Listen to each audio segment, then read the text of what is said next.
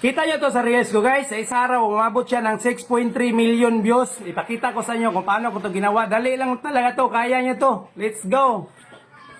Siyempre, una, gawa muna tayo ng video. Ganun lang gawa natin na video. Acting-acting tayo dyan ba? Patakbo-takbo, kunwari ba? Pag ganun lang, ganun lang kadali ang gawin nating video. Pero kailangan, steady talaga yung camera nyo dyan, ha? Tapos, nag-screen record ako sa YouTube. Nag-search lang ko ng green screen car accident. Sa YouTube, screen record ko lang, yan, Tapos, pag maka-screen record na kayo dyan, punta tayo sa CapCut, new project, dating video, hanapin nating video, nasaan na yon ang ginawa kong video, asan to, asan ba?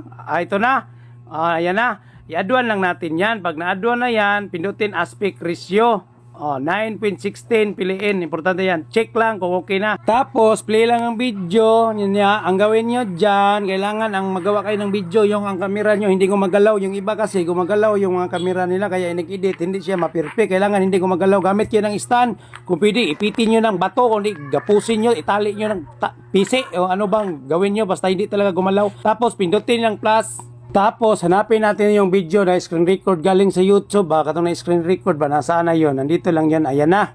Pindutin lang. I-add lang natin. Pag na-add na yan, ito na ang kalalabasan yan. Nandyan na siya sa dulo. Yan, Tapos, focus kayo dyan sa screen. Kaya medyo mahaba to. Mag-cutting tayo dito. Tingnan natin yung paumpisa ng kuwan ba? Sasakyan ba? Yung paumpisa na. Hanapin natin yung paumpisa na. Tapos, i-touch natin itong nasa baba, ha? I-touch lang siya. Pag pumuti na yan, mag-highlights na ba, split. I-delete natin yan. Yan ang i-delete natin, Kaya medyo mahaba man para umpisa agad ba. Subukan natin, Ganun ba? Umpisa na agad. Tapos, ang gawin natin yan, i-touch lang siya. Pag pumuti na, highlights ba, hanapin sa baba ang transform. Hanapin natin transform. Ayan na, transform. Pag na-transform, resize. I-touch lang natin yan sa kamay, yung mga guhit yan ba. Ang green lang talaga ang makuha. Kailangan green lang talaga, pati sa gilid at baba. Kailangan green lang talaga ang makuha. Kayo na bahala dyan, touch nyo, isakto nyo. Kailangan green lang talaga. Hindi pwede na masali yung hindi green. Check lang. Pagtapos, pindutin lang tong arrow sa gilid. Tapos, hanapin ang overlay. Kailangan nakaputi yan, ha. Naka-highlight sa nakaputi. Overlay. Pag na-overlay na, i-touch lang niya sa kamay papunta doon. Papunta doon. I-touch lang sa kamay.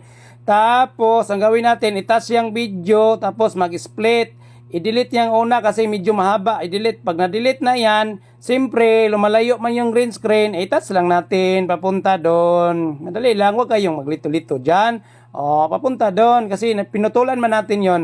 Tapos, i-touch lang to para pumuti. Pag pumuti na, hanapin ang remove BG, remove background ba. Tapos, chroma key. Pag na-chroma key na yan, yung bilog, bakit yung bilog? Itapat nyo yan sa green. Tapos, itouch nyo tong intensity. Papunta doon para mawala yung green. Pagkatapos na dyan sa intensity, yung shadow naman para lalabas yung mga itim. Yung shadow. Pag ganun lang, kayo nang bahala. Pag okay na, check lang. Pag na-check na yan, yan ang kalalabasan. Kita nyo? I-try natin. Try natin. Pak! Hindi timing. I-touch lang nyo tong nasa baba, balong press, kayo na bala mag-timing. Pag na-timing na yan, ganun, timing na. Pero ang sasakyan, hindi pa sa maayos na plaster, ang gawin nyo dyan, i-touch lang yung nasa baba, tapos i-touch yung screen. Kayo na bala, palakihin nyo na parang medyo totoo ng kalaki niya ba, niya din ipastar nyo sa karsada o daanan. Kayo na bala dyan, mag-plaster, ganun.